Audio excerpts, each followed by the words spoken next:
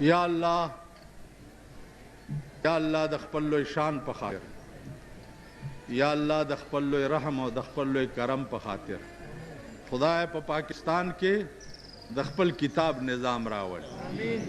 خدای په پاکستان کې د خپل کتاب نظام راوړ.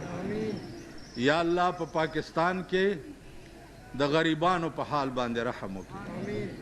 خدای د غریبانو دشمنان تباہ او برباد کړي. یا الله د امریکای غرور مات کړي. یا الله د امریکای غرور مات کړي. یا الله امریکا سره د مرګرو تباہ او برباد کړي. خدایا ته دا جوړ کړی ملک پروردگار په اسلام آباد کې. خدایا ته په اسلام آباد کې د خپل حبیب په خاطر مونږ کې چې کوم بیلاری دي یا الله ټولو ته هدایت د نیکۍ وکړي. خدایا زمونږ ښځو ته هدایت د نیکۍ وکړي. زمونږ لوڼو ته هدایت د نیکۍ وکړي. زمونږ بچو ته هدایت د نیکۍ وکړي. یا الله دا ډېر ښکلی ملک پروردگاره په دین آباد کې. او یا الله چې د مدرسو او د طالبانو څوک دشمنانی خدای ته ورته هدایت وکړي. او که هدایت نه اور میږې مات کړي.